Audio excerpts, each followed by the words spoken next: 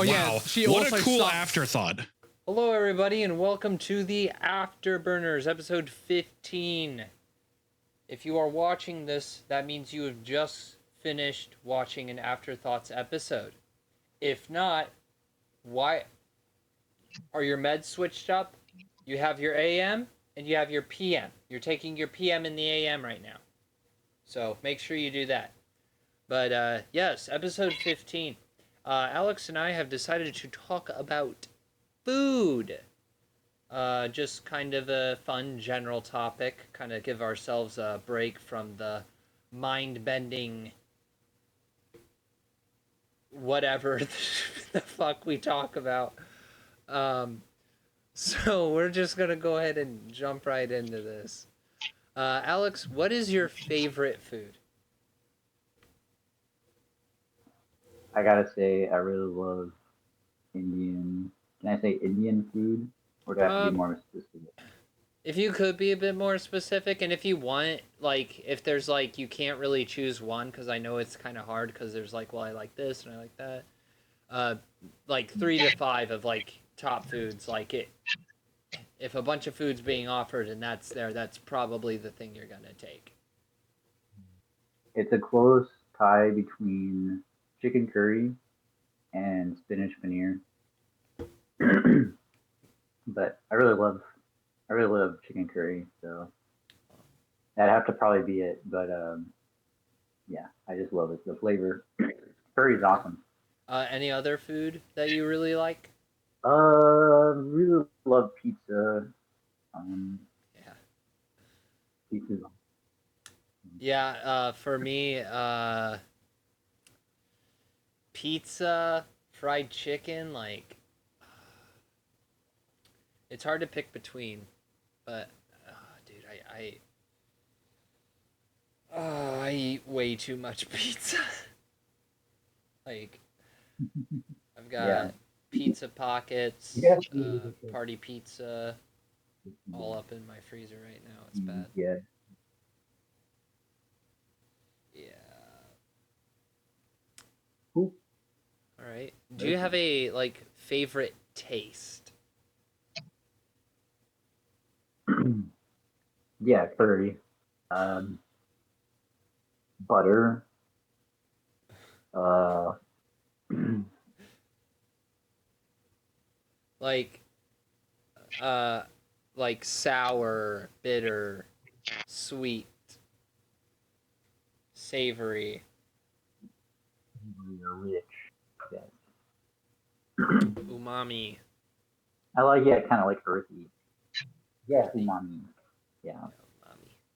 I'm a big fan of sour. I really like sour candy or like tarty fruit. Those are fun. Yeah. I'm also a big fan of salty, but that tends to make me sick. Because I put too much Yeah, you gotta be salt careful on with. stuff. Yeah. Doesn't make sense. You dehydrate yourself with the salt, and then your body throws up, which makes you even more dehydrated. Self-sabotage. It's great. All right. Let's go ahead, get into a little bit of expanding minefield. Just for a little bit. Don't worry. We're not going to be into this for like 20 minutes. So don't take too long, Alex. I'll put you on the leash. So you wanted to talk about sensorium, whatever that is. And before you talk about that, I did want to mention a quick tongue fact. Alex, just pick anything that's in your room right now. Look at anything in your room. Anything. Just look at something and tell me what it is. It's my figurine that I have. Okay. And those of you at home, go ahead and look at anything in your room, any object. If you can't think of anything, floor. That works fine. Now, Alex, imagine licking it. Would you know what it would feel like? Oh yeah, most certainly. I think that's a really weird fact. Like I know how the wall would feel on my tongue. I know how the monitor screen would feel on my tongue without ever have done it before. Yeah. Like this. Although, I would know how yeah, that would there feel. are things you wouldn't know. Like if it were really obscure, but I'm sure like some familiar things we'd know for sure. I Like just some of think the it's a elements on the table. yeah, it's Mhm. just I got told that or read it or something and then I was like, wait a minute. Wait. What's going on? All right. So what is a sensorium? Right. So I guess if we were to simply say it, it's that which you kind of experienced within the space of your phenomenon or your consciousness. So like we get sensory data input all the time. We get, visual data, audio data, like our body is interpreting. And there's many different senses, I think. But the sensorium is kind of what we mean when we are talking about where the senses are converged, like within you and like being interpreted, I guess. Oh yeah. So it's like what you inside of you. And the cool thing is like, well, we can speculate philosophically, well, is my sensorium the same as your sensorium type thing? But we probably think, yeah, they're pretty similar, but that's just like assumed, right? So we Right. know that I actually and I think you things could that get also a little bit deeper into that because the only way you can confirm like what is real is yourself. You can only confirm to yourself that you are real. I can never convince myself 100% that you are truly real. I believe you are through the evidence, but the reason that we are, I think therefore I am is also because of our eternal mechanisms and all of this external stimulus. The example of why Alex couldn't exist is known as brain in a jar or brain in a vat, in which my brain is in some warehouse being fed this stimulus for this fake reality. So Alex wouldn't actually exist. But I don't believe that. good. But Okay. I mean, is that kind of what you're talking about, like this external stimulus of all these senses that we have, and then our eternal mechanisms working on that? You could just think of it as interpreting, but yeah, essentially you got sensory information coming in, and that sensory information is going somewhere. We Right. probably see so something that is perceived, and once it's perceived, then it's sort of interpreted and then sort of contextualized. So like we make sense to it, we add structure to it to like try to understand it better. I guess it's kind of like in the sense of like understanding something. um yeah, but yeah, it's basically, we're getting sensory data, and it's kind of the sensorium is like what you could say where that place is converging and being interpreted from, and what it looks like, and what it, the qualia, the sort of the things that are qualitatively felt rather than numerically suggested, right? Right. So something worth, I think it's kind of cool, but like, yeah, maybe we all experience food a bit differently and have different preferences, but Absolutely. it's hard to I say. mean, a lot of our senses really go into food. I mean, food can look appetizing. You can enjoy the taste of it. You can really enjoy the smell of it. Uh, Personally, if I'm at a restaurant and I get a skillet, I love hearing that sizzling. I love hearing that. And Right. for touch, some food is enjoyable to touch, like marshmallows, and some of it is just has a really nice texture, like gummies, for example. Uh, Personally, I like chewy. Sure.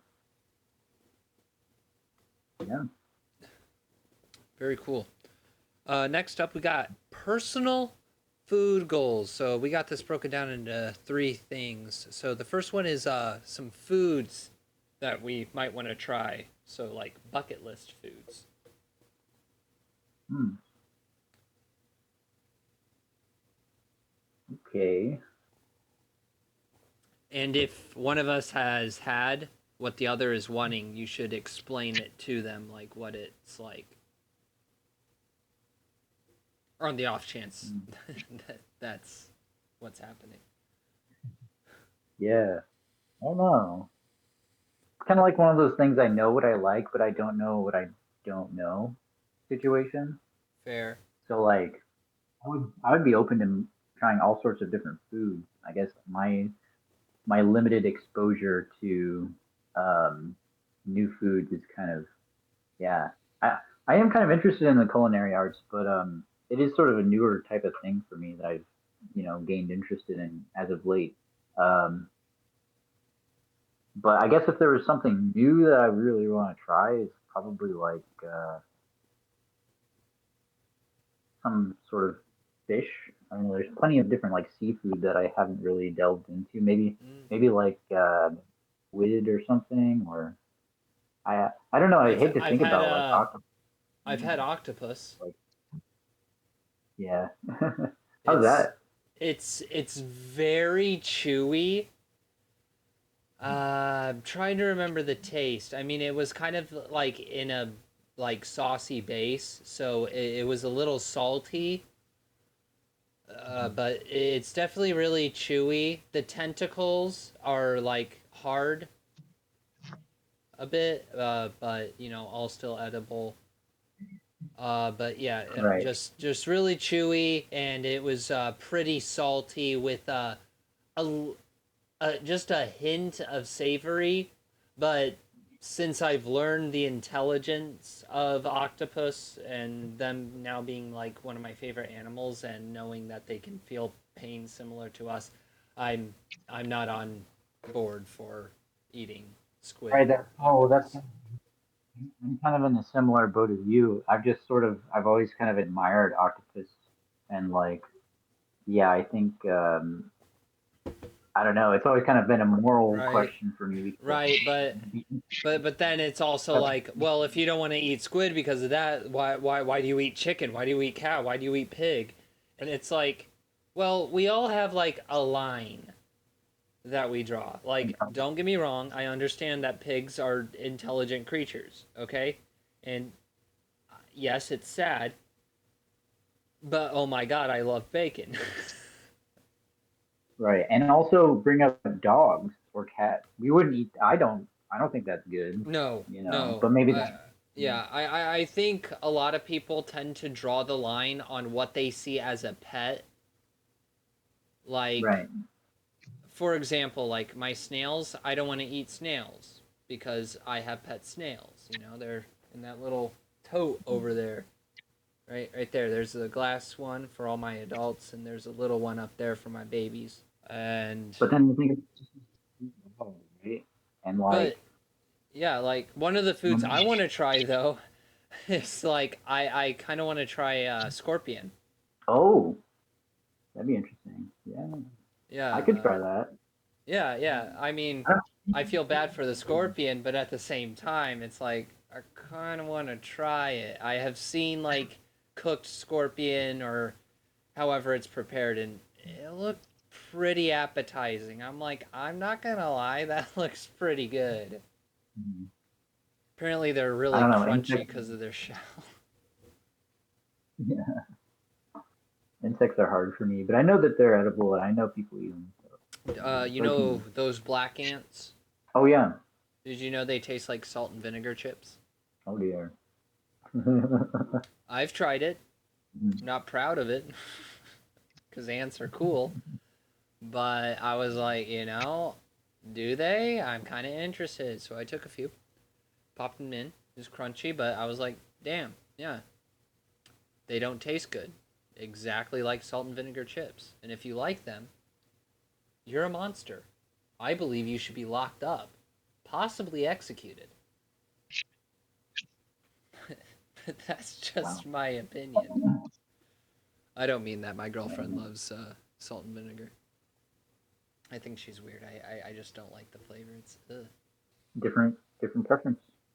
Different maybe different sensorium. Maybe it's a maybe it is the same sensorium, but different minds interpreting it. Right. I Maybe mean, it's one all. of the most popular favorite foods among a lot of people is like, they like cheese. But to me, a lot of cheeses, they just trigger my gag reflex.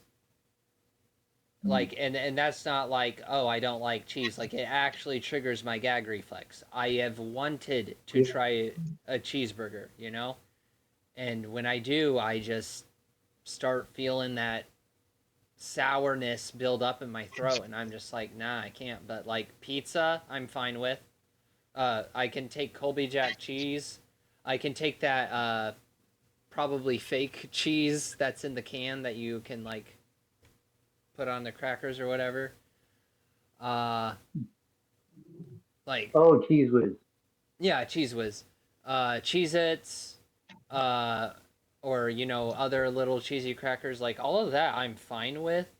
But like the moment you hand me like a block of Swiss or a block of like Monterey Jack or sharp cheddar, and I start to eat it, like, nah, nah, dude. Really? Yeah, it's weird. I don't know why. How do you feel It's about mac and cheese? sorry, what was that? You kind of cut out. How do you feel about mac and cheese? I'm sorry, you cut Mac and out cheese? again. Huh? Can you hear me now? Hello? Yes. All right. I was just gonna ask, how do you feel about macaroni and cheese? I actually really enjoy Kraft macaroni and cheese. Okay. But any other type of macaroni and cheese, uh, uh, So, but you okay? So like Parmesan on like spaghetti? occasionally, and it has to be a little bit. Mm. Yeah, it's really weird. Yeah. So you don't like cheese, like chili with cheese in it? No, no. Mm-mm. What do you like chili? You like chili? I like chili, but not with cheese. Uh, You don't like cheese sticks, no, I like the like little. those Yeah, refrigerated yeah. sticks? No, I like those. Interesting. Okay. Whenever I go to Subway, I get provolone. Okay. Do you like a sub, like a cheese ball, or sorry, not cheese ball. I meant like meatball sub with like cheese on it. Oh no. Do you like a meatball sub? Just Yes. meatball? Yeah. I love meatball subs. They're up there, S tier. Okay. Interesting. Sandwiches, Yeah, no I'm pretty cheese. open. Salad, no cheese. Yep, every time we Wow. go to Olive Garden, it's just let me get this some salad first, and then you can put the cheese on it. Just let me get a plate of salad first before you do it, please. Right. Yeah. Any other foods that you want to try? I was just gonna say I'm not like a huge fan of insects, but you know, I don't mind people who do. Like I'm just Right. I mean for me, I've never had snake. Oh, I don't that know. would be interesting to try. Oh, at the Christmas party the other day, I tried bear. Oh wow, Yeah. I've never tried that either. Um, How was that? it was actually pretty good. Um, Was it like comparable to anything? huh? Was it like comparable to anything before you've had? Um, it's to me it was kind of Or like similar to like 90% beef, 10% chicken, hmm, and the meat was it was a bit like it was a weird mix between like rough and tender. okay, Like you kind of had to like chew it a little bit, but then it kind of like fell apart more easily. But I think that was just maybe how it was prepared. So right. yeah, but it was That's very cool. interesting. I mean, I've had camel, I've had That's cool. alligator. I have Um, had alligator. Like Alligator. I did like that. Yeah. Name an animal with 3 letters in its name. Alligator.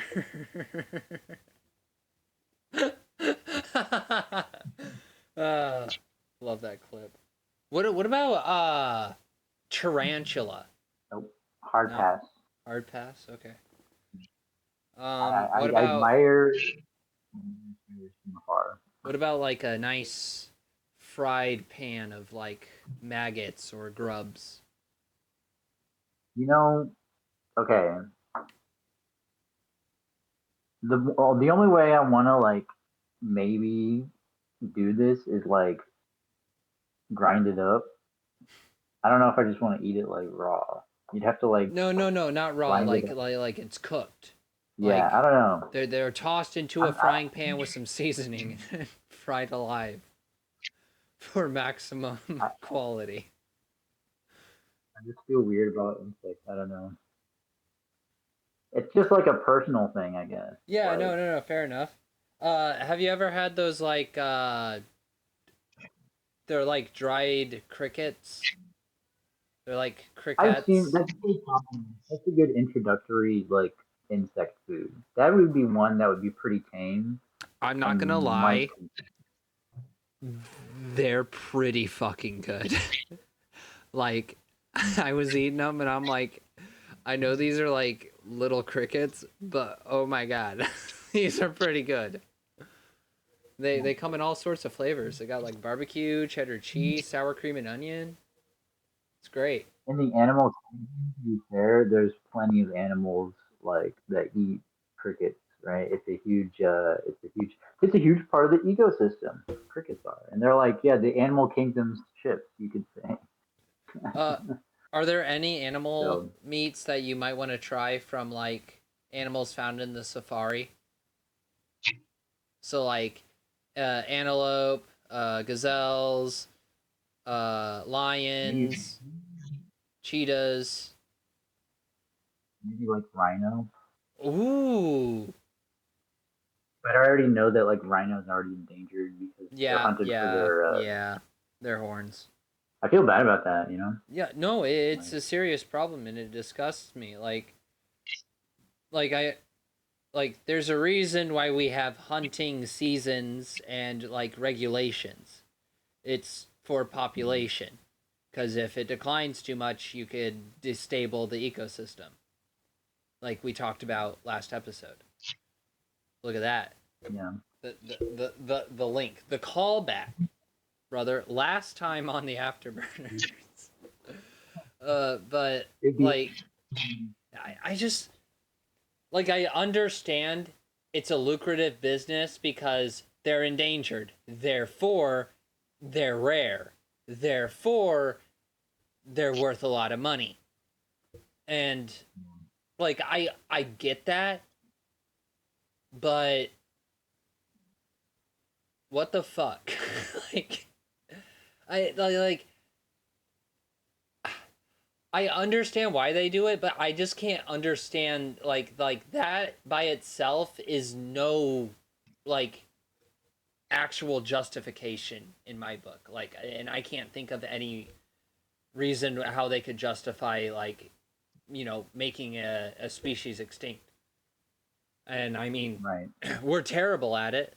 I mean, even more episodes ago when I told you it was like what 83% of all animal species have been wiped out because of us. Or animals and Oh, plants and all that, like over the course of our entire history. Like sure. 83% of the stuff has just been gone because of us. And I remember the dodo bird.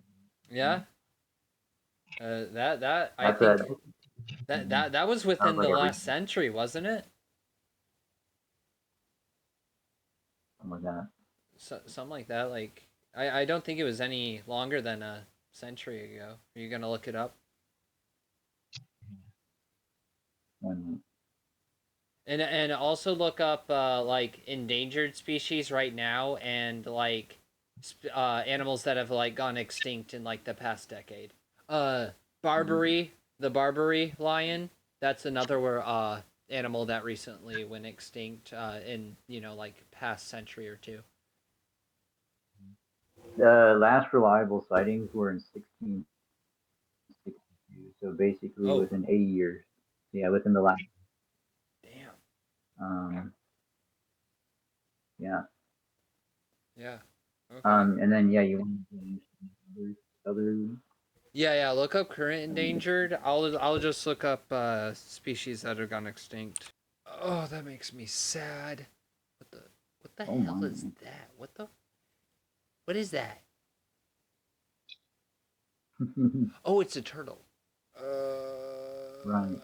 So Okay. one thing I guess I could say before I get into it too much is that like most sort of endangered species are like they're not really failing to adapt, but they're like failing to adapt faster than like kind of evolution demands upon them. So their environment, right?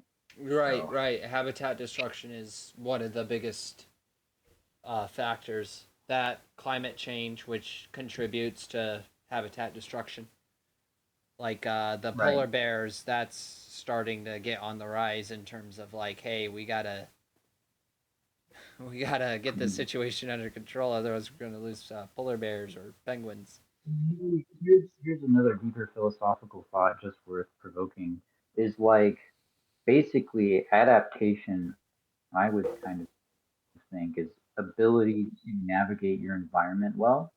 Would you kind of agree? And like the larger scheme, like if you were a creature, your ability to kind of survive and like be able to navigate your being well in an effective manner would be like the the core of like survival, I suppose. All right. Anyway, Yeah. but yeah, there's a couple of like creatures that I could get into that have very very low numbers Yeah. in their Yeah. extinct Please theory. go ahead. I know there's one So where there's only two left, and I think they're both females. So it's like, GG. right, yeah, that's crazy. Um, so yeah, there's a couple here. There's the vaquita, I think, vaquita, vaquita. And if you could It's like a like, fish. it's like a fish. Yeah, yeah. Okay. They're in California, and it's illegal to fish or try to, net them. Right. But Right. We always know you if know, it's on the endangered species list, you are not allowed to hunt it. Like that is a felony. You should. I think you should be executed. Animals don't know the difference between right and wrong. You murder an right. animal. Well, You don't kill it. You murder it. Go to jail. endangered species. Go to jail. So yeah, but yeah, that's one of them. And they say, did I say there? Yeah, there's basically estimated to be 10 left in the populace. Yeah. Damn. So yeah, they're basically on the brink. Yeah. Who knows if they'll come back? There's the Amur leopard. It's one of the rarest big cats on Earth, and they're basically in Russia and northeast China. Um, so there's a lot of like poachers and like it's like a rare hunt. So like Yeah. people go for them, but there's basically 100 of them left in the wild. Again, very very very rare. Um, Again, we talked about it. Rhinos, rhinoceroses, the Javan rhinoceroses. There's estimated to be 75 left, basically in a single park in Indonesia. Oh. Okay. So they're But in a they're all, park, yeah, like a yeah. sanctuary. Um, Okay. Okay. yeah. That's always good. I love hearing that. The one risk is like disease or natural disaster for them, and at this moment, so hopefully their populace stabilizes. That'd be great. Um, there's the Saula. Let's see, what is that? Saula. Okay, so it's known as the Asian unicorn. The Asian unicorn?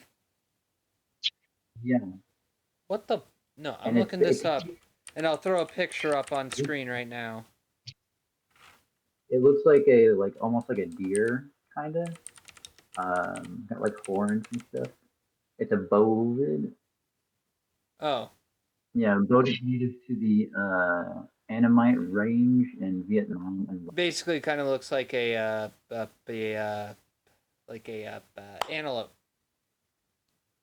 yeah, something like that. And yeah, there's basically less than 50 we think left in the world, so that's very rare. There's some birds that are nearly gone, and there's a kakapo, basically New Zealand native species. There's basically less than 250 left. Um, they're nocturnal, flightless, and slow breeding, so their growth rate is really slow if you're thinking ecological terms, um, as they only mate um, every once in a while. Yeah, there's a lot of human intervention. That's why they're so scarce, as humans are um, changing the environment in ways that it's hard for them. The California condor, there's basically 500 left estimated to be in wild and in captivity. Lead poisoning and habitat loss seem to be the main cause. Wow, they were already extinct in the wild before, but they were brought back artificially. So I think that means like man-made intervention basically said we want more of these back. That's pretty impressive. So it's kind of a proof of concept. Hey, if we do try, we can save these creatures if we are trying to really enforce. Let's Yeah. try to make this like a good environment. I think for like rhinos and stuff, I believe that there are organizations that have like tagged them. Elephants or Mhm. something, they like tag them with these trackers, so that way they can like keep track, make sure that they're still moving and stuff, so they can not only track like their migration patterns or where they're going and all that, but also like if they notice that some like aren't moving with the rest, that they probably got a poacher situation on their hand. Sure. Yeah. Yeah. All right. I'll Mhm. go ahead and I got a list of 18 animals that recently went extinct. This one makes me sad. The golden toad in 2019. Mhm. Changes in weather pattern meant that heavy rain often stranded the larvae on the ground, while at other times there wasn't enough rain to keep them hydrated. So, That's a great. climate change rendered the Mhm. toads unable to reproduce, leading to their extinction. Damn. I'm just looking at that. It's such a beautiful creature, man. The Pinta giant tortoise, 2015. Oh, geez. Okay, the last remaining Pinta giant tortoise, dubbed Lonesome George, became something of a conservation icon for being the last member of his species. George was transported to a conservation center in 1972 and was under human care for 40 years. Attempts were made to facilitate breeding between George and female tortoises of other species, but none of the eggs produced were viable, and then he died in 2012. Yeah, Man, damn. The Mountain Mist Frog 2021. Oh, yep. Fungus. Fungus got him. mm. Yep. It spread throughout Oh, the world through human activity. Dude, why are so wow. many frogs and toads gone, man? The sharp Well, snouted day frog. I don't know exactly why, but it's my speculation that they are more susceptible to like airborne or like things within water because if you think about like True. their skin, Yeah. or they're sort of squishy with a lot of water. It's I can squishy. imagine that like the humidity or like if there's like more change in the water system, yeah, they'd be the first ones. The amphibians like to absorb and I love sort of drink frogs, the man. water. I know, right? I love frogs. But the sharp snouted day frog went extinct in 2021. Hey, probably the same fungus we just discussed. Oh, good. So this fungus, forgive me, Batra cos, but Batrachochytrium dendrobatitis, BD.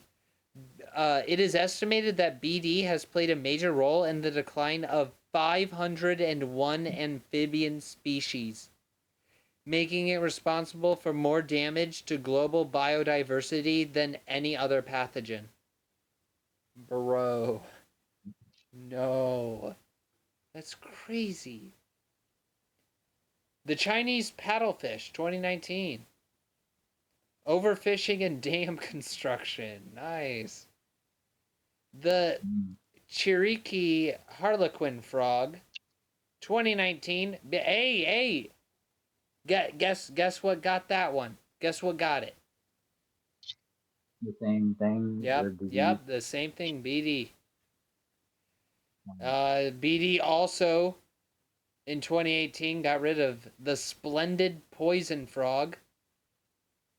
I mean, don't want to mm. touch it, but no.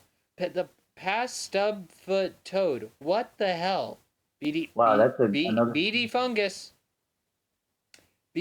Bro, The splendid poison frog looks like really red and really vibrant red. the Pouli? Wow. Pouli? Pouli?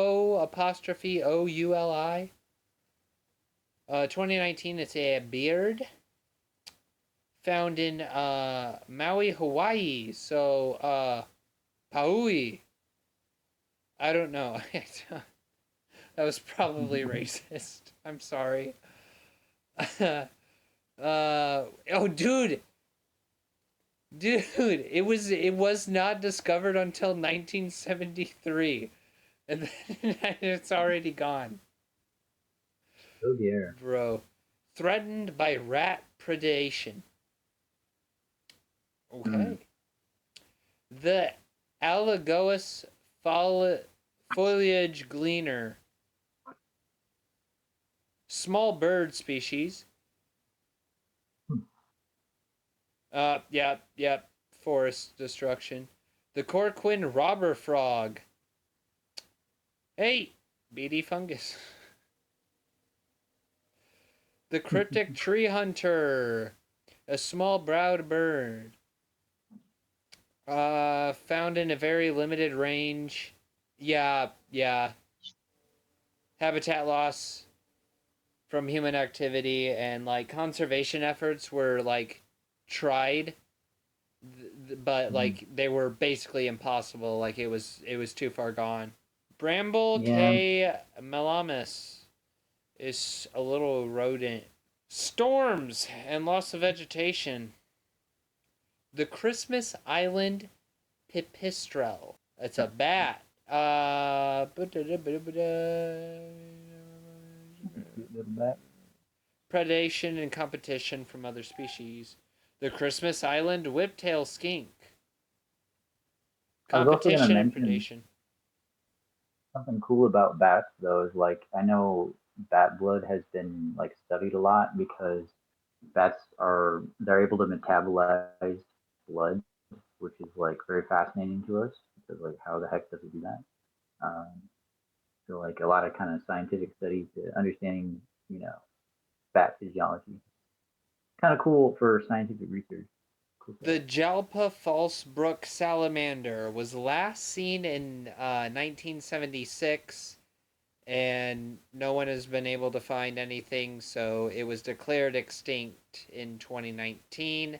Habitat destruction from logging, agriculture, and aquaculture in Guatemala. The brittled white eye. Pardon? Oh, Pseudorica expectata. That's the last one. The type of salamander. Oh, yeah. Yeah, it's scientific name.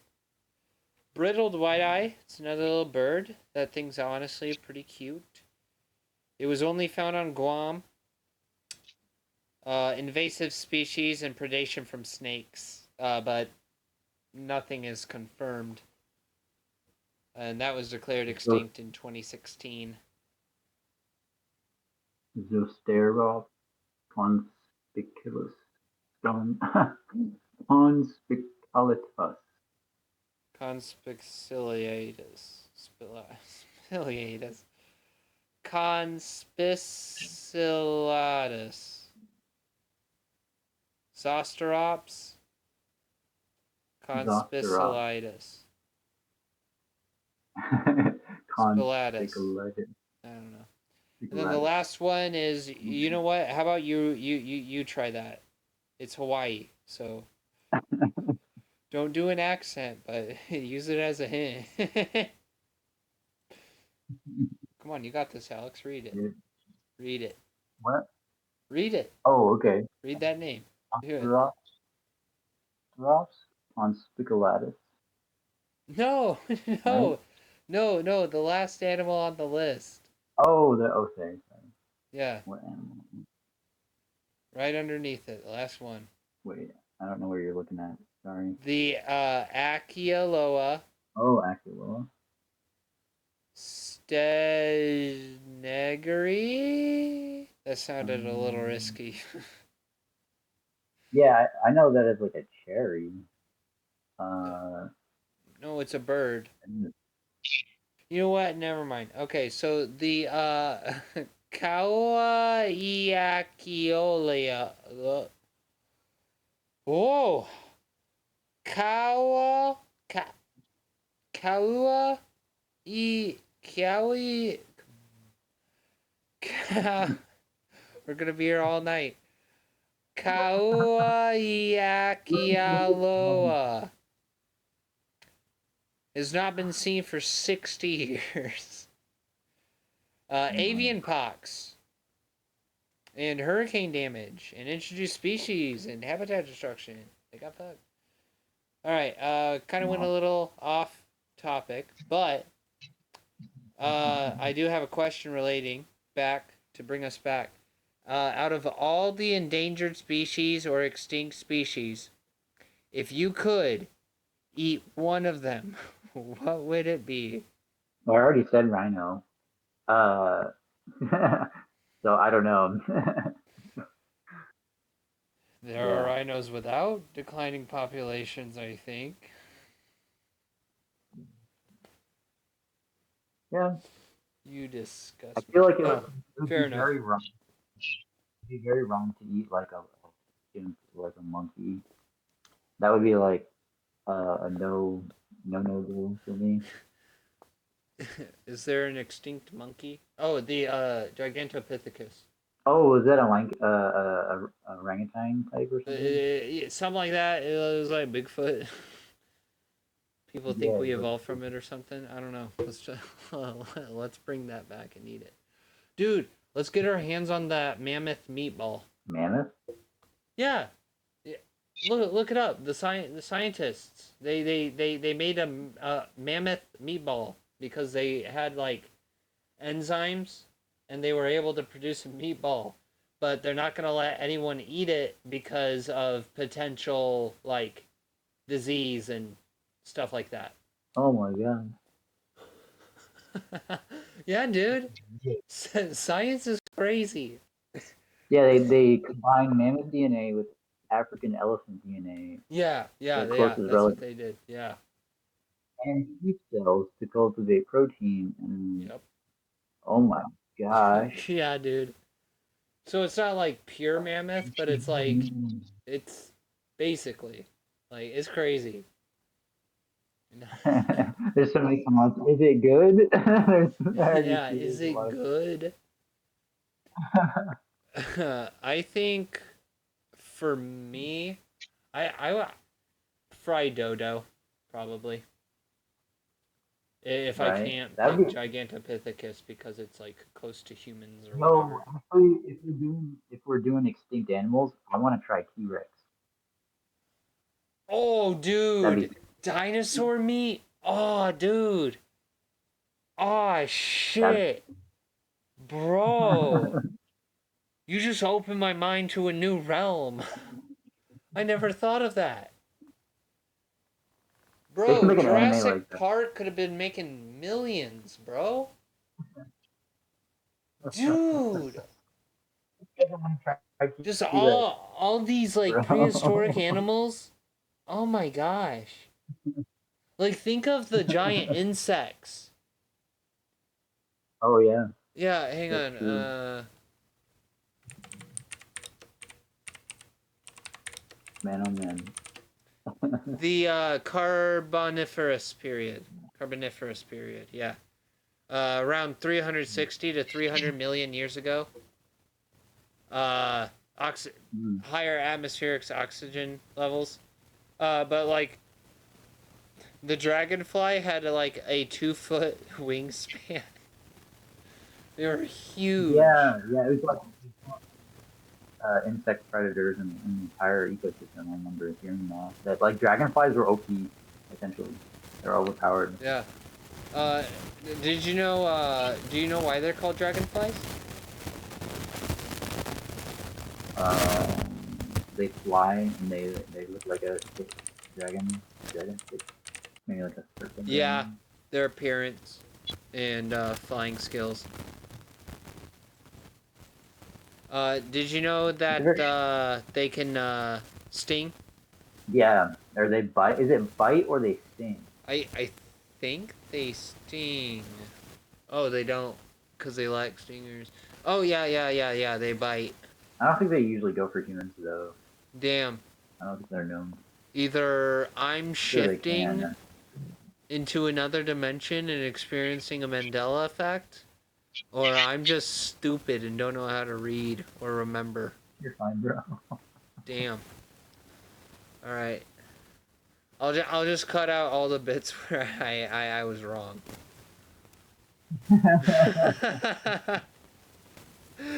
Do a voiceover. Yeah. All right. Next on that for personal food goals, is there like a kind of a diet that you try to follow?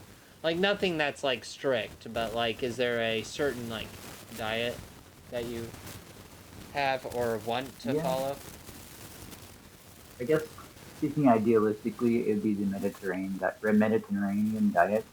Um, I've heard that at least in the health field, it's like one of the best sort of like food cultures for like your physiology. Um, this is kind of what I've read about the scientific literature. Uh, but yeah, that's like other like fish and like bread and grain. Maybe yeah, like I mean vegetables. I would say maybe definitely vegetables. I don't know if fruits aren't good, but I think you should eat fruits too. I think fruits are good.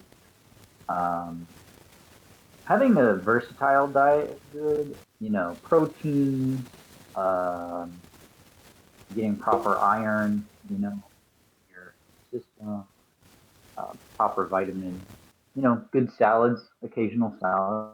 I think, or getting those kind of greens. That's about it. I think in terms of like the goals for diet. Um, but again, I really love Indian food, so I think Indian food's awesome. Yeah, they're just my I general sort of I thoughts have a on it. pretty junk consist diet. Not proud to admit it. Mm. I want to be healthier, but I want to gain weight. But I feel like all these fatty foods and stuff that I'm eating, like potato chips, little Debbie snacks, bacon, What are your, and all that, I just feel like the fat is going inward and I'm just clogging my arteries. mm. But I would give you, not to be your parent friend or anything, but oh yeah, absolutely. cancer um, from high sugar content, so it makes it easier for cancer to develop. I don't know if you knew that. Oh, Um, I'm not much of a candy eater. I'm not much of a sweets person. I get too sick. high glucose levels in Oh, high glucose. Oh yeah, fair. But like I so do get a lot of fruit juice and tea. I drink a lot of tea, and I go through like a carton of cranberry juice in like a day. cranberry juice is good. Yeah. Cranberry juice, grape juice. I think as long as you're like a balanced diet, I think that's kind of, it doesn't mean you can never, Yeah, I don't want to be that person because like you can eat sweets. It's just like you got to be more conscientious, I guess. yeah, yeah. I should try to eat more salad. I usually end up feeding the salad to my snails, though. Yeah. All right. What about a weight? Do you have like a weight goal? I've been trying to work out more. Um, I've been trying to eat more. Um, just trying to be more healthy in general, I guess. So, I guess currently, I don't mind if people know this. Basically, I'm almost 160 pounds. I'm basically like kind of like 155. I kind of fluctuate a lot. I'm from like 155 to 158 on a good day.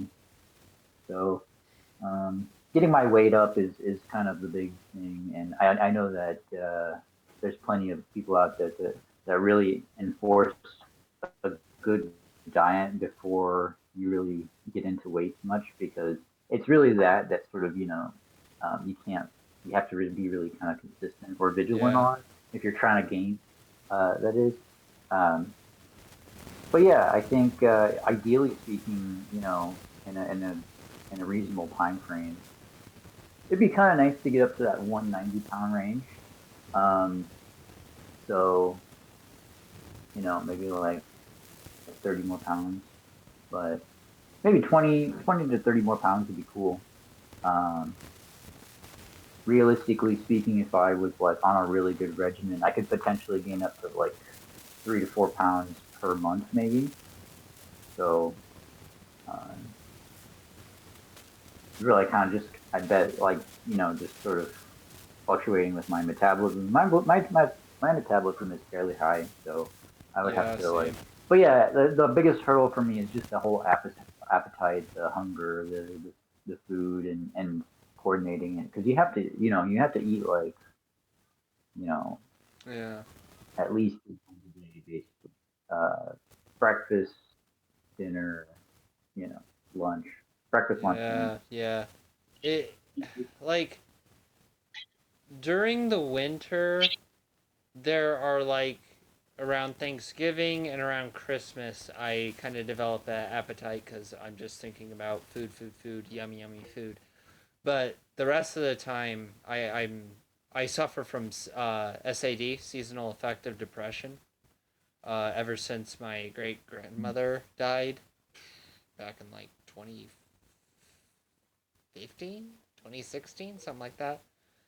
And it's bad this year because my uh, grandma, my ga, she passed away in like 2 weeks after my birthday, and then my sister got diagnosed with leukemia, and then most recently, my mom had to put down one of the family pets. So Mm. yeah, and that just makes me just not hungry. Like I'm fine. Like I'm not like I want to die or anything like that. I'm just like not as chipper as I usually am. But Yeah. I try to work on it. And one thing to But say here on that note is like there's a maybe a fair correlate to like mood and hunger. I know that seems to be you know sort of like mm, hunger can be a motivator at times, but um, if we're feeling very disconnected or unmotivated, it can also affect our appetite. I oh think, yeah, which is interesting. yeah, It's and I also just to think get it's in. interesting that there are foods that like can like what's the word provoke, I guess, Mm, like certain feelings, like the like aphrodisiacs, for example. mm, Got some mm. wine, got some chocolate, Yeah. and then you, Mm, then you get to goon. But I want to gain weight, which is why I'm like eating all that junk stuff. But mhm. uh, I'm around like 135, 140, I would be very happy to get to like the 150, 160 range. I That'd feel be like cool. that'd be good. That'd be nice. Mm-hmm. All right. How many times do you eat? Huh? I'm curious, how many times do you think you eat a day? Like twice a day? Yeah. Is it like lunch and dinner?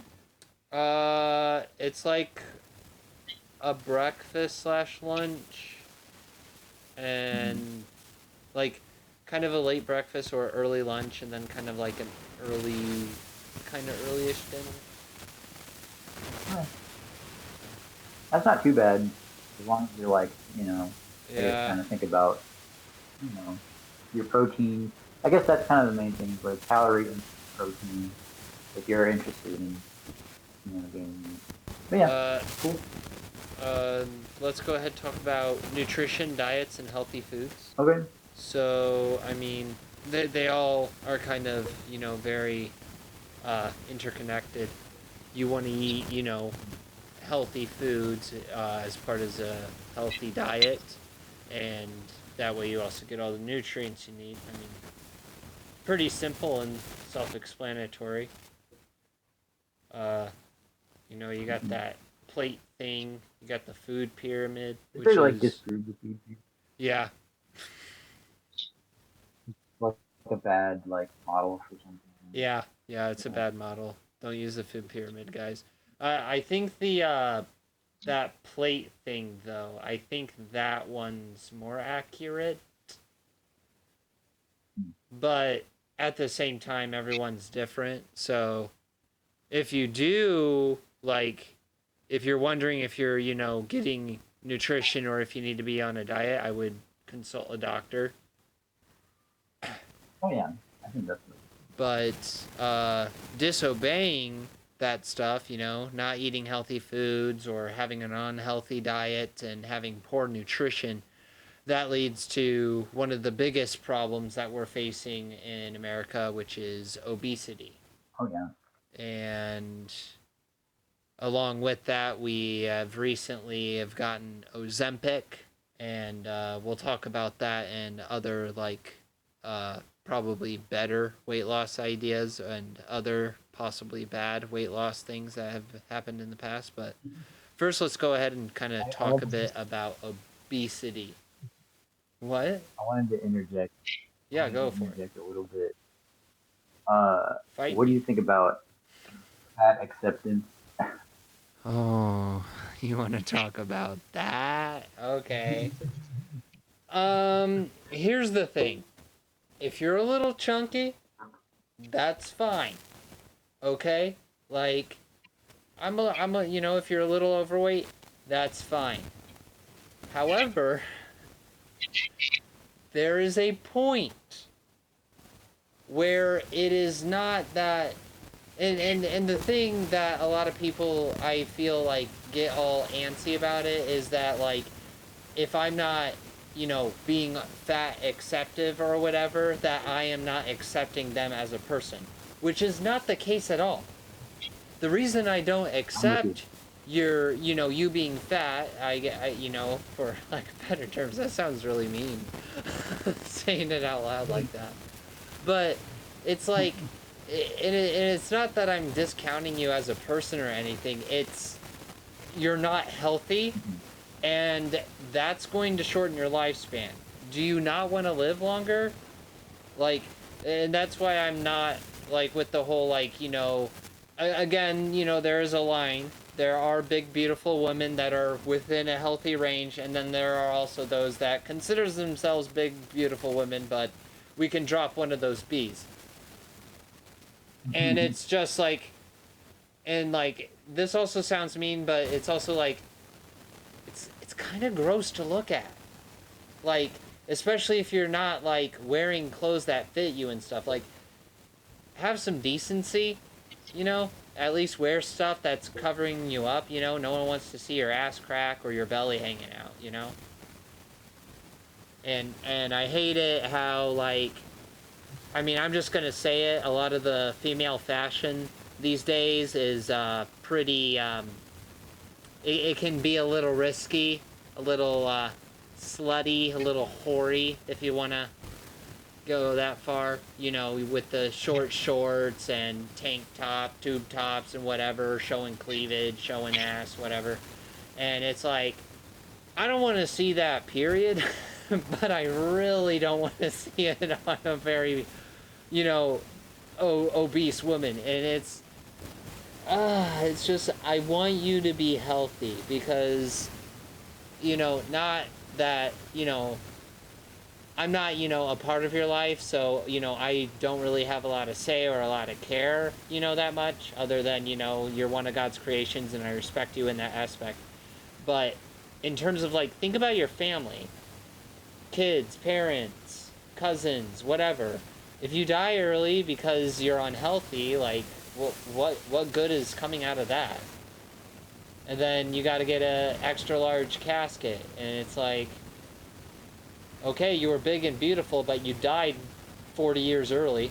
And that's kind of what I'm about it. Like, you know, if you're a little chunky, and I'm not, and it's awesome if you are overweight or you have weight and you're trying to lose it to, you know, to a more healthier thing. That I applaud.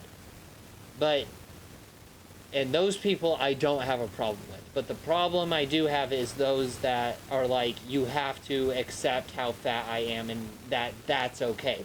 Because, no, by science and research and doctors and all that, no, you are incorrect. That is not okay. That is unhealthy. And I just feel like a lot of people don't get that through their head. And if that offends you, sorry, not sorry. Like, that's just what I think. What about you? What are your thoughts? I think there's some things that you said there that I would say a little bit differently, but I think the concept is similar in your alignment. I get a little brash, so I will apologize for that. Like, you know, some of the things I will admit were a little rude, but I'm just kind of brash when I talk about political shit like this. So I do apologize for that, but in terms of what I believe, like at the core of it, that, no, I'm not going to apologize for. I stand up for that. Right. I guess I would say I thought your bit about theology was kind of interesting and how, like you said, in the eyes of God, we're all sort of seen as equals. Like, right. You know, I like I'm that not part. gonna treat you like a subhuman. I want you to be healthy. I have a positive attitude towards you. I want you to be healthy. Why do you want to be unhealthy and die early? You know, why do you want that? Why do you want health complications later on in life? Why do you want to be stuck on a scooter? Don't you want to be really, healthy? I think it's valuing life, right? Yeah, So I value the life. Exactly. And that's the thing is, like, we assume it's a contingent thing. So, like, of course we value life because that's just blatantly obvious, right? Like, we should value life. Yeah. But maybe to some they're maybe very confused, or, you know, who knows their environment. Except for, you know, murderers and rapists and pedophiles. Those people can die and rot in hell. Right. And so, like, we should have the intuition to be like, okay, I value life. And animal abusers. Sorry, I had to add that. Animal abusers, die. Please, die a horrible, excruciating death. Continue. But yeah, just like valuing life and just wanting, you know, the best for people in a general sense, and hoping for the ideal rather than, I don't know, worse outcomes. Yeah, and I think part of that has to be like with health. I mean, it's how you're able to carry yourself, and we're also talking about mental health as well as physical health, because I would say, you know, personally, I think those are very tied together. The physiology along with the mentality. Um, there's a lot there that is subconscious process, you know. So, um,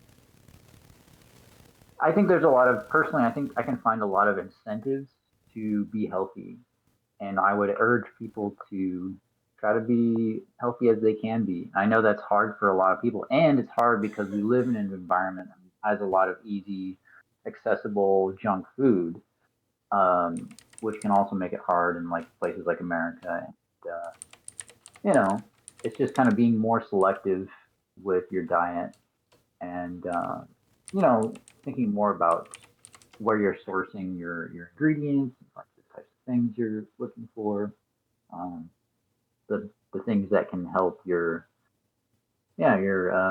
body work a little bit more efficiently and optimally on a good day.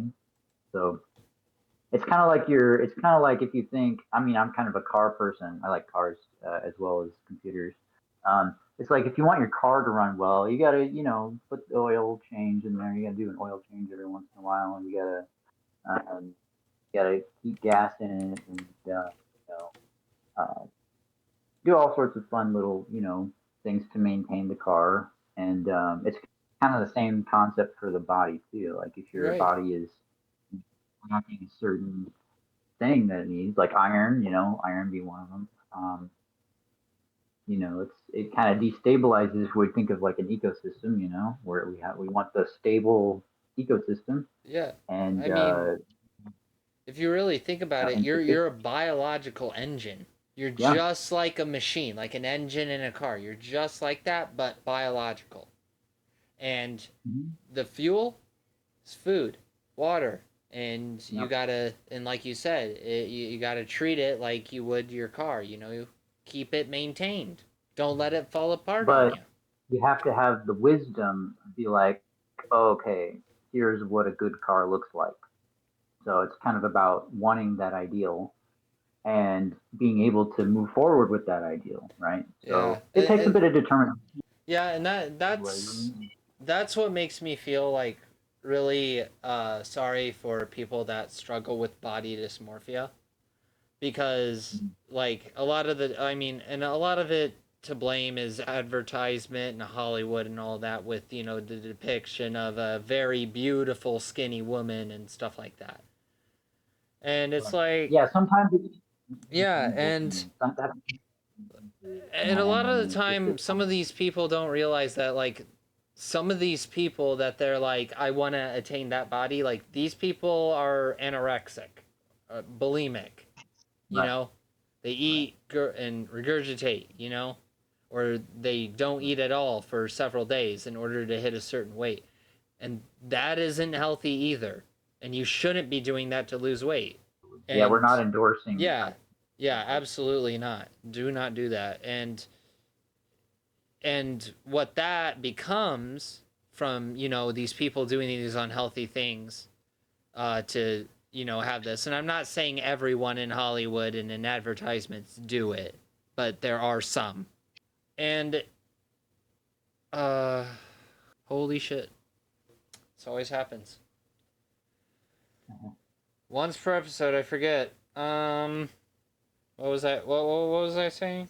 So what those people become is an unrealistic goal that you're Mhm. trying to obtain, and that, no, you shouldn't be looking at other people and being like, I need to be like that. Talk to your Right. doctor.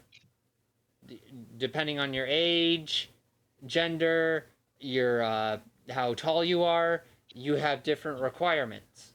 So talk to your doctor about what is a healthy weight for you and what you can do to obtain that.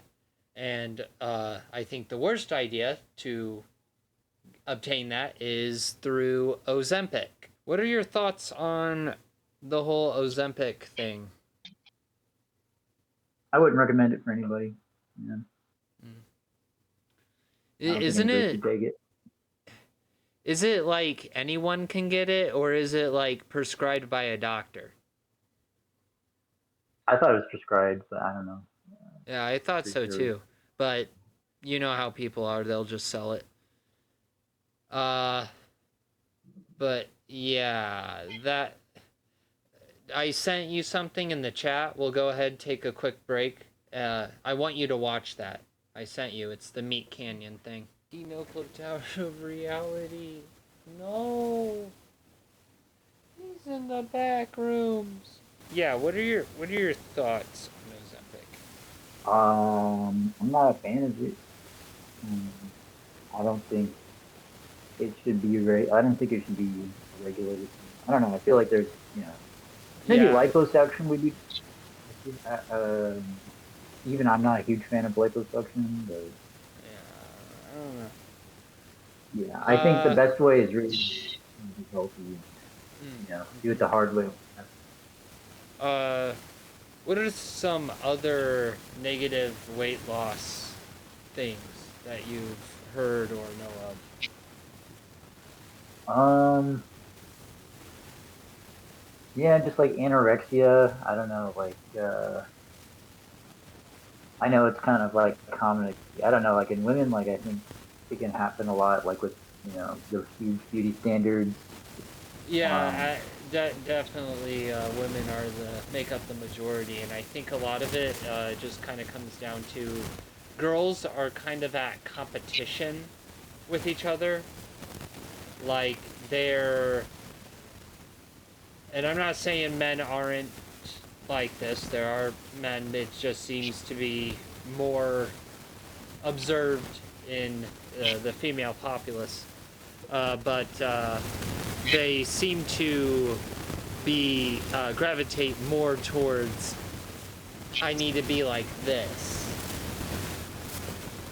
I mean, some men are like that, but I just feel like it's more prominent. I think historically speaking, like women have always kind of been that beauty standard throughout time. I think. Right. Or it's just much and modern era because we have like cosmetic technology. Yeah, cosmetics.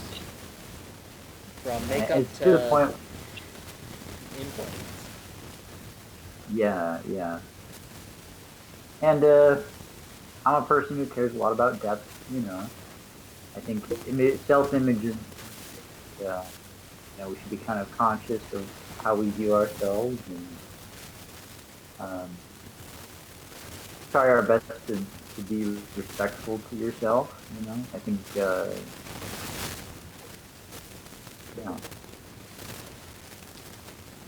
Yeah. Anyway.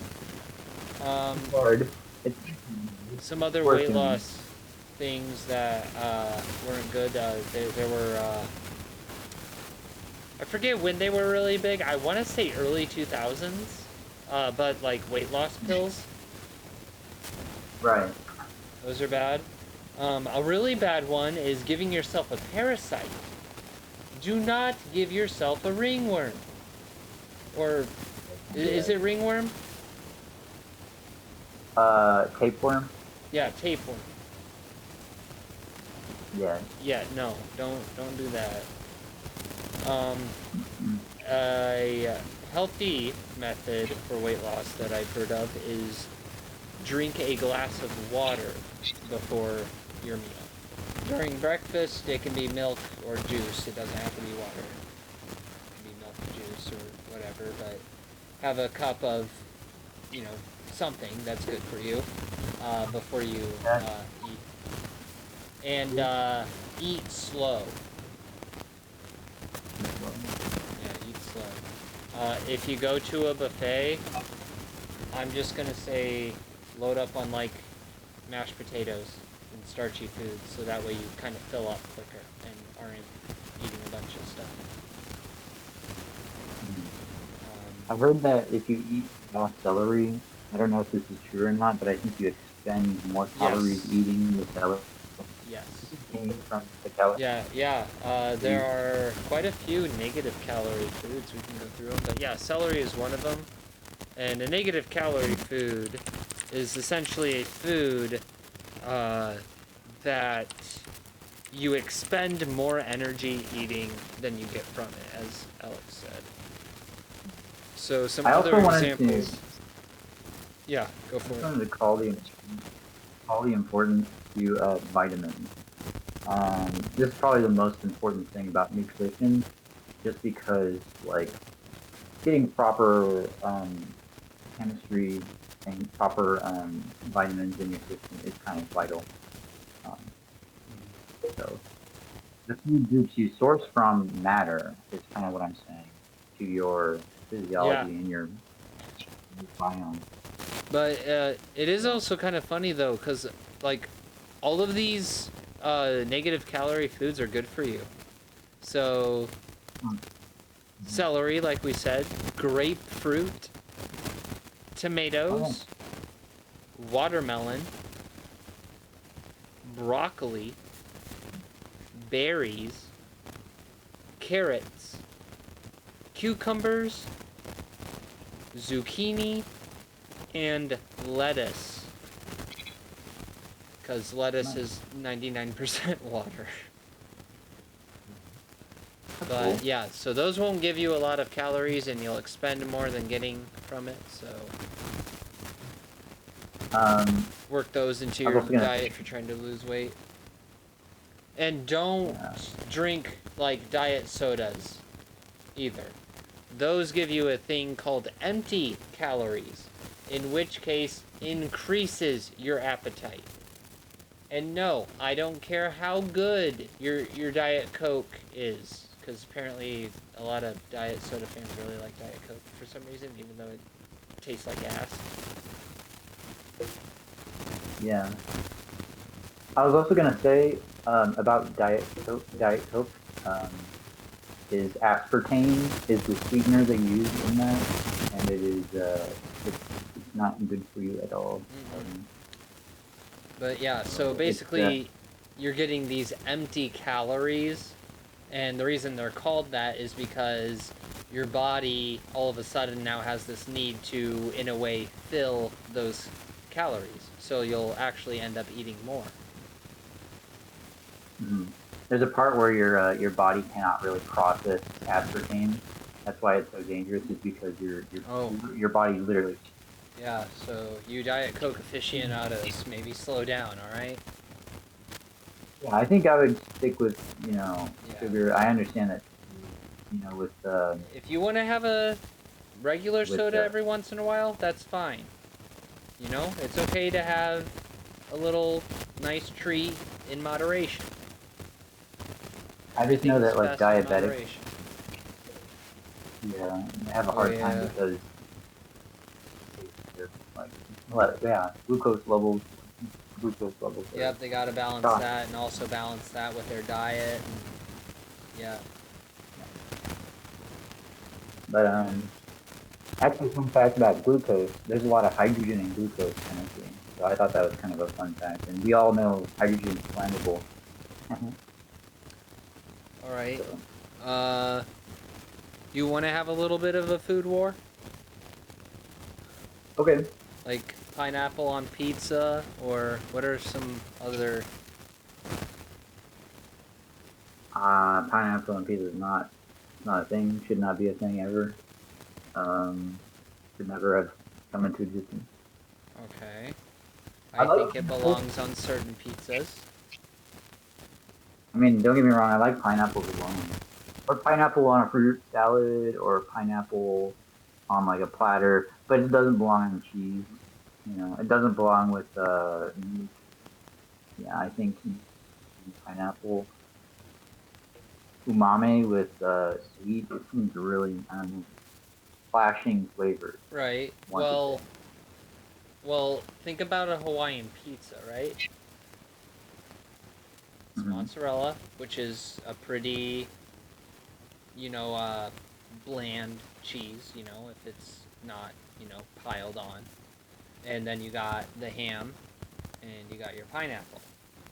And do you like sweet ham? I suppose a little bit maybe. It's not like. Okay. It's not super. Okay, and now honestly, Now let me ask, like honey smoked ham, for example, as a deli meat. Have you had that before? Okay.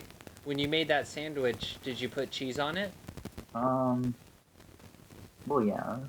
So in terms of a flavor profile, wouldn't it kind of be the same? So like, what's the difference? Not the difference is I would say that pineapple is much sweeter. Okay, fair. I think the sweetness level for honey ham would be like it's minimal. I feel Fair. like Fair. I'm even. I'm just saying But something like, that's like in a way sweet with cheese. Like that's kind of like I yeah, don't think like there should be like 3 pieces of pineapple per bite or anything like that. There should just be a couple pieces. But like a Hawaiian pizza, yeah, or if you just want pineapple on your pizza every once in a while, pineapple yeah. I should go think on proper pizza. like food balance. Okay, what about peanut butter, crunchy versus smooth? I like crunchy. Okay, we agree. Okay, cereal. Cereal or milk first? Milk. I know you're lying. Yeah, cereal Yeah, you first. definitely. Okay. Well, leftover pizza, cold or hot? I like mine hot, but I can understand. I've had it. I've had cold pizza. I know what it's Yeah, like. me too, but I like it better hot. Okay. Ice cream, cone or bowl? Oh yeah, cone. Absolutely, absolutely. Oh, Okay.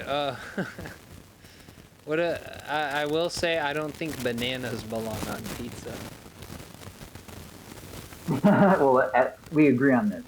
I also wouldn't put a pear on pizza. I wouldn't put. Yeah, it's like it's the same principle. It's like pineapple on pizza. It's like I wouldn't put watermelon on pizza. Like I'm not putting. Right. I'm not Okay. putting. You know. Yeah. But I don't know. Pineapple I can understand. I don't know. It is a unique like flavor profile, but like I've had Hawaiian pizza and I've never complained. It's good. Okay, what about ketchup on macaroni and cheese? Nope. Okay, good. Absolutely not. All right. Okay. So we only really disagree on pineapple on pizza. I'm not a fan of mayonnaise personally, but mayonnaise can go on burgers. Apparently, some people think that it shouldn't. But if you want mayonnaise on your burger, go for it. I'm just not a fan. Okay.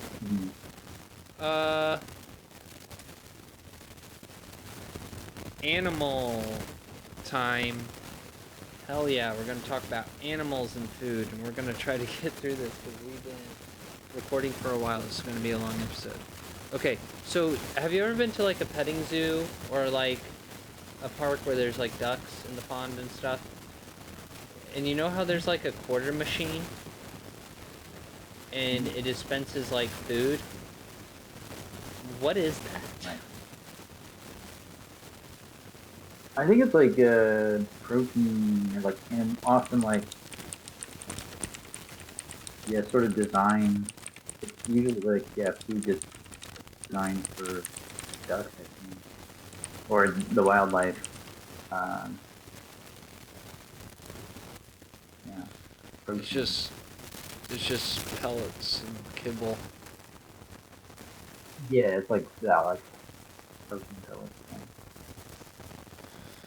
I just like my main issue with it is like if it's like at a petting zoo or something, it's like those animals already get food, and if it's like a really popular animal, like I just worry that it could be overfed. Sure. Yeah, that's a fair point. Yeah, I just kind of cover that little side thing, but yeah, animals. The food system and how animals eat is pretty gruesome in nature at times. A lot of the time it's eating something alive, like snakes. They'll just take the frog. I have seen a snake eat a frog. The frog's just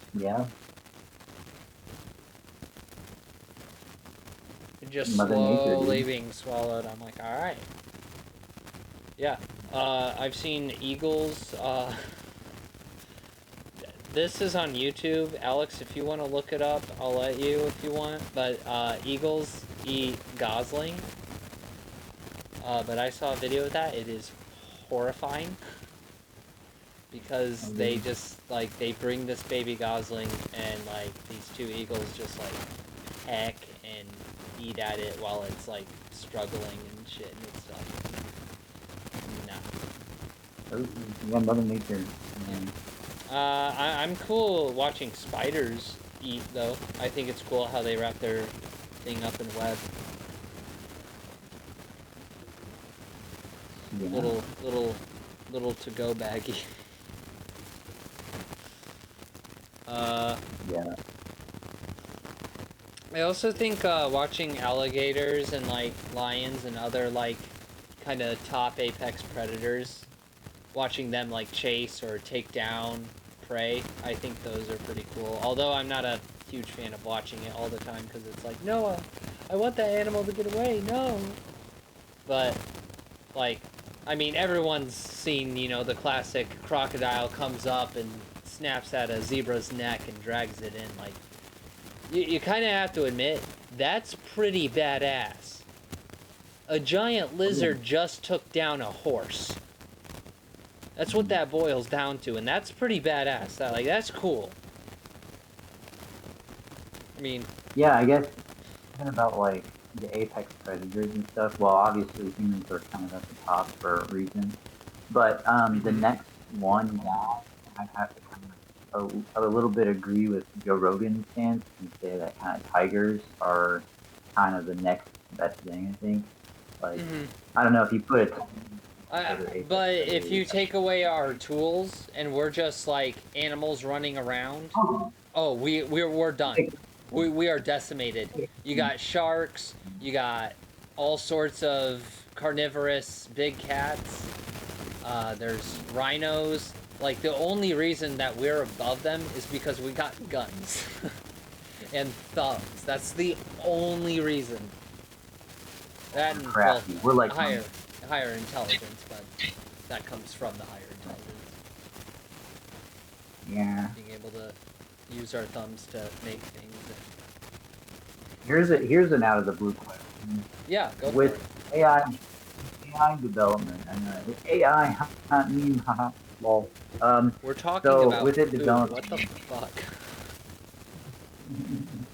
I was just kind of curious as well. Do you think it could be its own entity or a new species almost, potentially, where it would, you know, if humans are this amount of intelligence and like a monkey is this amount of intelligence and AI is this amount of intelligence, and maybe it's got its own consciousness and stuff, and there's an AI. Like, what do you think? I would not say it would be its own species. I would say it would be its own race. Okay. If that makes sense. Because species, you know, as itself, when we talk about species, we're referring to the class order of things. And that is all biological. But it is an interesting question because this is like the first time that like this kind of question has ever come up. We've made something similar to us, so like. But humans can. Here's my question: if humans can rule over the animal kingdom, is AI just going to be able to rule over the? You know, is it just do you mean they're going to be above us on the food chain? In the sense that it can, in terms, outsmart us. Depending on how strong, powerful, and smart it is, just depending on what it has access to. Yeah, potentially. Because if you let the AI control nukes, the AI can basically choose whenever they want to launch the nukes, you know? And by having that power over us, yeah, they can be above us in a, I guess, type of food chain, but I think it would be more of a dominance or intelligence scale. Interesting question, though. But, yeah, I don't think species, I think race. Sure. But would you maybe say it's its own agent or its own? Maybe you could have its own will. Like you could have an idea hypothetical where an AI agent had a will of its own, where it can make choices and like understand itself Well, relative to. I feel like that's kind of a hard question to tackle because AI relies on programs, algorithms. So, And what are the? but are you just kind of asking like if we hypothetically had something like that? Yeah, like if it has knowledge about itself relative to its environment, I guess. So it's And like, conscious, self-aware. yeah, Well, able to like navigate that environment.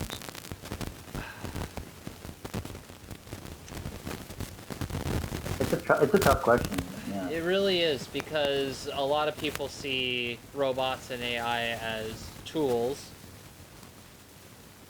whether that be It's like I guess their autonomy is yeah. like I human mean input more.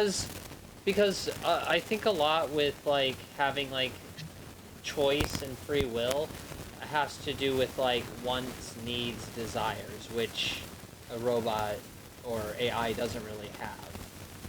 Like it doesn't have emotions like we Could do. have it could have goals. It could have yeah, you're right. It doesn't Yeah, have but wants, needs, or desires. right, but Objective. yeah, it can have goals and objectives, but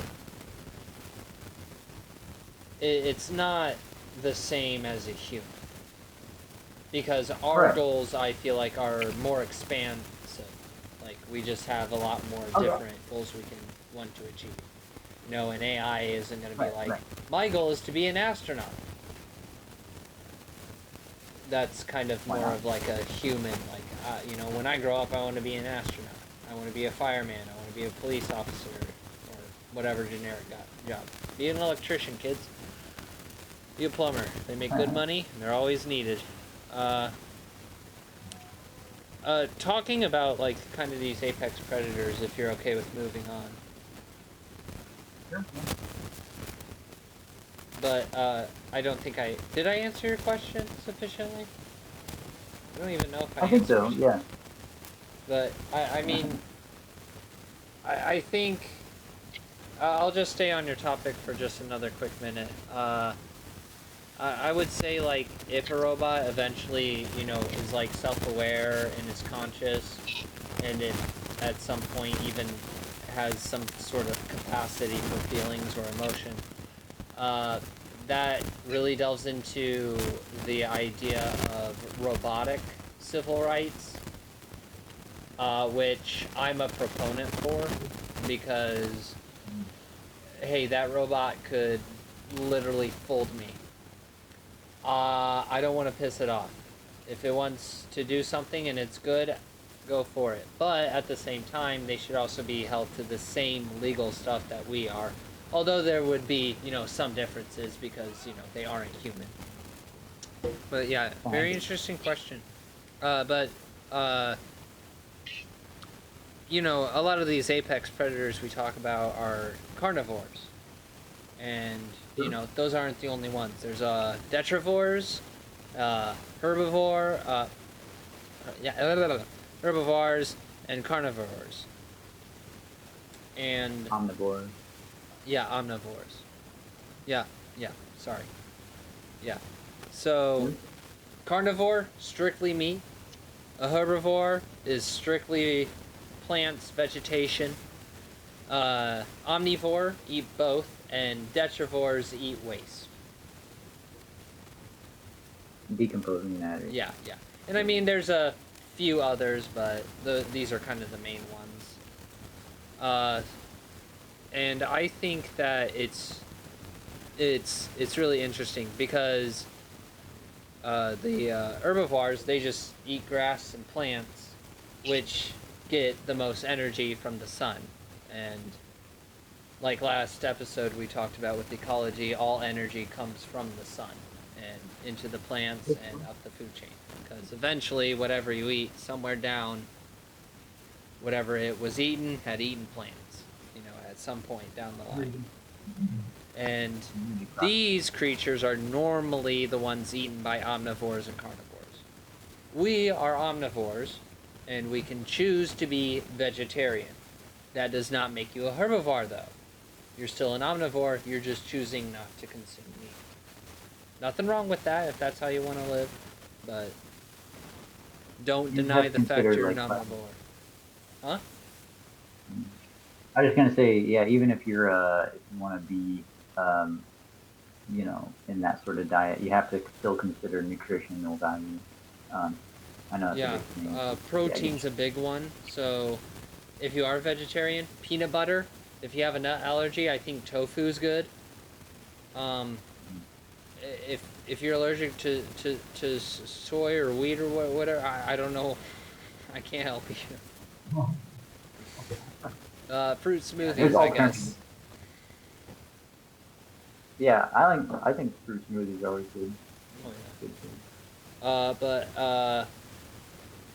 What are some other omnivores in nature? Monkeys. Oh yeah, monkeys eat bugs. Honestly, I think it's kind of rare to be an omnivore. Simba. No, Simba's a carnivore. He ate bugs. Some bugs are omnivores, like my snails. Yeah, technically snails I think would be omnivores because if there's no food, they'll resort to cannibalism.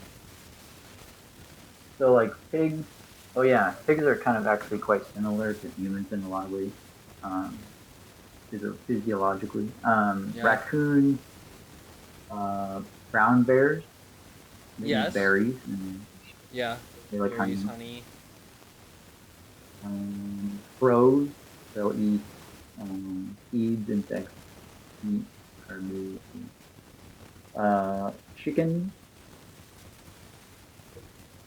What?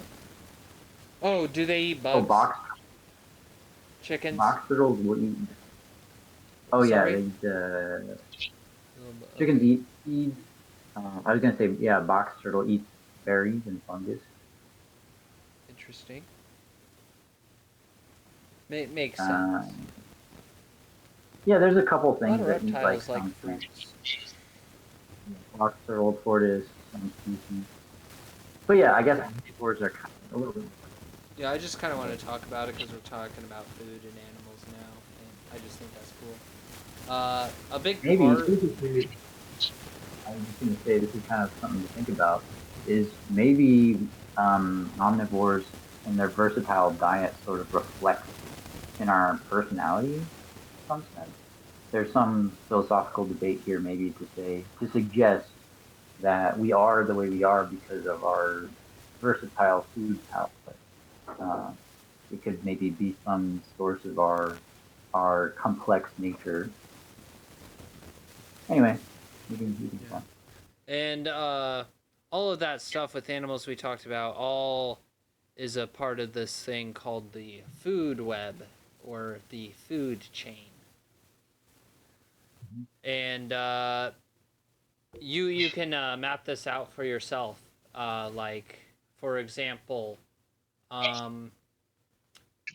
you got these small little fish that eat plankton, which is, basically like a plant because it photosynthesizes. So you got these small fish that eat that, and then you got these bigger fish that eat that. And what you want to do is kind of draw these lines up, and you can have multiple animals eaten by, these higher up animals. And those fish get eaten by large fish. And then this large fish is going to be eaten by probably like a great white shark, which is kind of top of the food chain. Although they'll get their shit kicked in by dolphins. Because dolphins love to gang up on sharks, man. But dolphins. Yeah, and there's all sorts of food chain. For almost any ecosystem, you can map out the food chain. It's pretty cool. I think dolphins are a bit. Huh? I think dolphins are a bit sus. Yeah, dude. Do you know about the Amazon River dolphins? Yeah. Have you seen the pictures of those? Those are creepy, man. I'll throw a picture up if I get to this point. I do skip through when I edit, so if I miss, I'm sorry. Just look it up. They look creepy. But dude, dolphins are absolutely sus. Like everyone's all like, "Oh, dolphins are magical, mystical creatures and they're friendly and emotional." And it's all like, "Dude, dolphins rape and use fish as fleshlights. What are you talking about?" It is horrible. Pretty intense. They'll like kill a seal and then use it as like a fucking beach ball. Like dolphins are Yeah. brutal, dude. Like they're They're the gangsters jeez. of the sea. Yeah, Yeah. just look up anything I said about dolphins. You can look up a video and just watch it and just be horrified. Although Squeak I squeak have a squeak. question. Yes. Dolphin versus orca. Mm. Orca? Because like orcas also, yeah, orcas also they beat sharks, Well, I think. it depends. I think an orca could probably handle itself against maybe like 4 to 6 dolphins at most. Mhm. But a larger gang of dolphins, it's probably gonna get beat. They maybe Just have like cause. better. Yeah, they got pack tactics on their side, dude.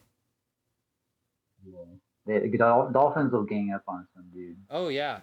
If I a don't think. shark threatens one of the dolphins, they all swarm that uh, shark and like literally beat it and with their tails and bite it, like body One slam it. also It's crazy. one also minor side tangent is that you can also use AI to sort of interpret and try to decode, like orca speech or like Or bird or speech yeah, or you know, that would different be cool. animal. I think it'd be really cool if you could talk to animals. Although I don't think the conversations would be that interesting because It's probably pretty basic, but it's it's still something cool.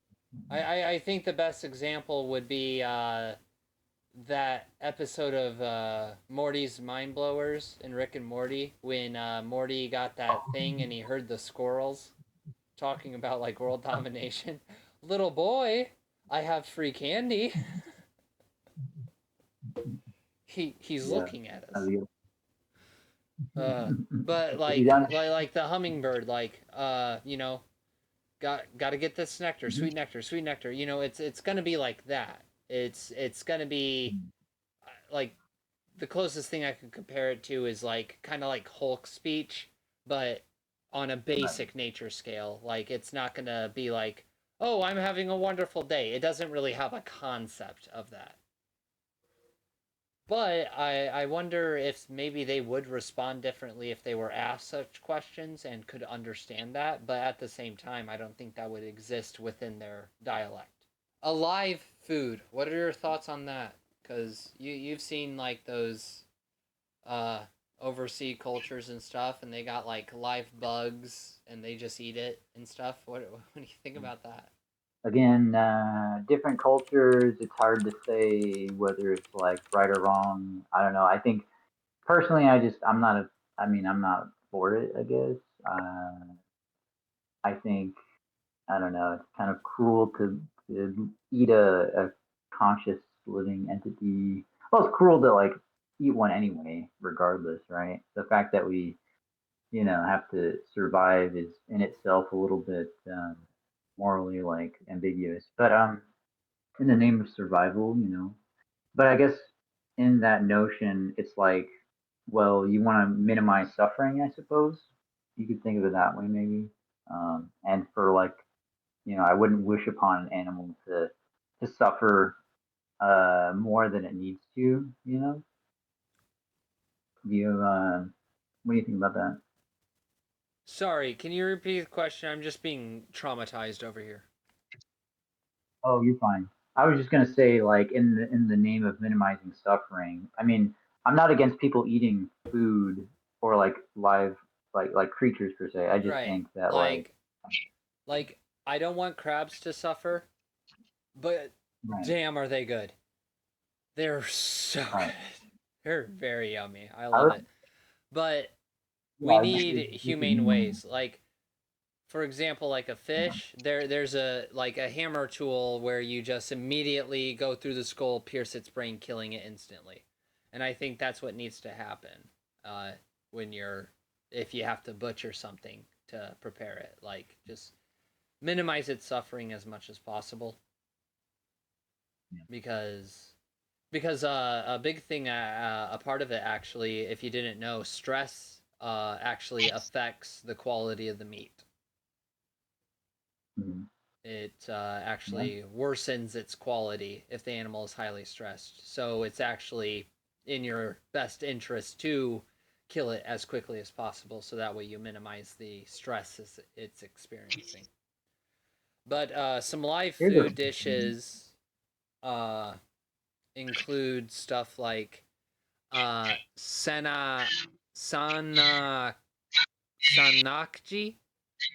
which is a squirming octopus, which I absolutely hate. It's terrible, and honestly, I hope that the people eating these octopus alive, the octopus uses its tentacles and chokes them out in the throat. Just please, you're a monster. I hate it. There is Japan's ikizukuri, which is live sashimi, which is essentially they take the fish or octopus or whatever, and while it's still alive, they prepare it into sashimi, and it usually arrives on your plate still twitching, which is just that's taking sushi to the extreme, in my opinion. Oh yeah, there's. Do you know what kasu marzu is? Sounds kind of familiar. Go ahead, look it up, and tell me if you'd eat it. Don't worry, audience. I'll let you know what it is here in a second. Oh yeah.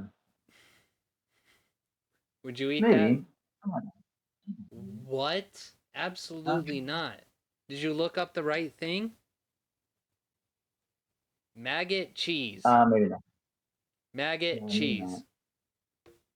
Kasu marzu contain live maggots. Yeah, maybe not. Oh yeah, yin yang yu, which is deep frying a fish while with a still living head. Eating live frogs. Don't do that. That's terrible. Kazu marzu means rotten putrid cheese in English. Sea urchins. Don't do that. I feel like you get stabbed. Yeah. Yeah. And I mean, it happens all the time in nature. Like I said, snakes, they'll eat prey live. Birds will eat prey live. Sharks will eat prey live. I mean, a lot of the eating in nature is hunting and killing another animal in order to feast.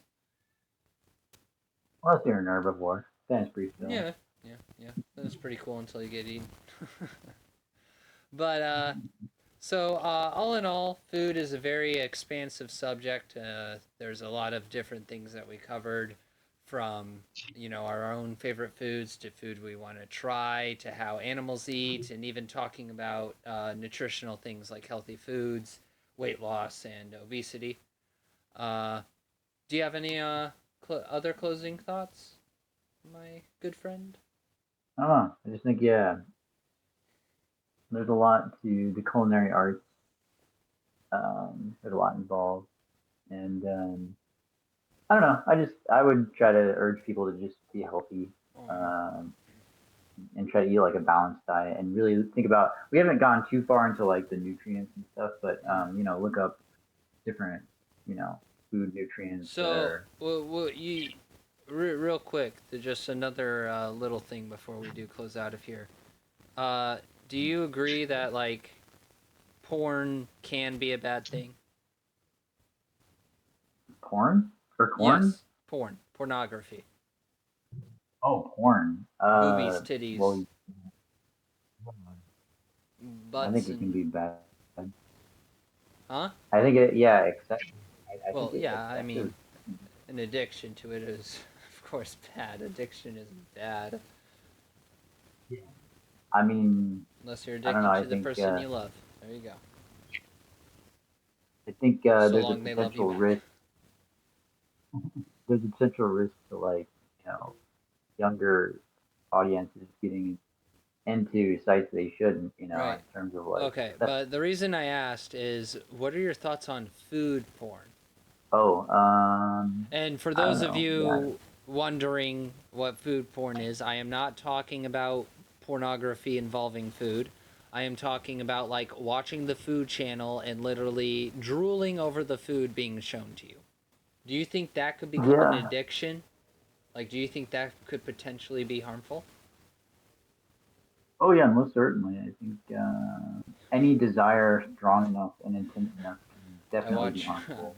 I watch Guy Fieri go to Flavor Town every day, all day. Mm-hmm. All right. So yeah, make sure you watch your food porn in moderation, folks. But yeah, that's Man, a that's a pretty good episode, and I think we'll end it there. If we ever come up with more things to talk about, we might do a second parter. We'll have something fun uh, in store 2 weeks from now. Uh, but until then, feel free to subscribe to stay up to date. Hit that bell, ring that bell, because that's what the cool kids do. Should get a little animation for that. That's what makes the people click. But ring that bell if you want to be notified whenever we upload a new Afterthoughts or Afterburners or possible other side projects that we may be working on. Wink, wink. Feel free to leave a comment and like if you did. Lets us get better with feedback. And if you want to contact us, send us any fan art of all four of us making out, or just stuff in general, or fan mail or questions that you want to ask us, feel free to send those at snazzyyogi@gmail.com. That's in the description. Feel free to hit him up. If anyone has some sort of business inquiry, we do have a business email down in the description, so feel free to hit that. I try to check that at least once a month. So yeah. this month. Yeah. How often do you check the Snazzy Yogi?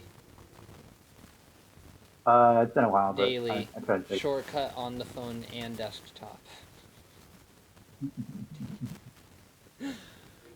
Every once in a while is good though. So yeah, I mean, if you feel the need to do that, go for it. But I think that'll about do it. Anything else, Alex? Nope, that's it. Just eat responsibly. Yes, eat Because responsibly, be healthy. yeah, remember that health Mm-hmm. is not only physical, but it's also mental, spiritual. It's the whole thing, and If you have serious questions, make sure to consult a doctor. Don't yeah, look up remedies or the solution on the internet. Your doctor knows what's best, hopefully.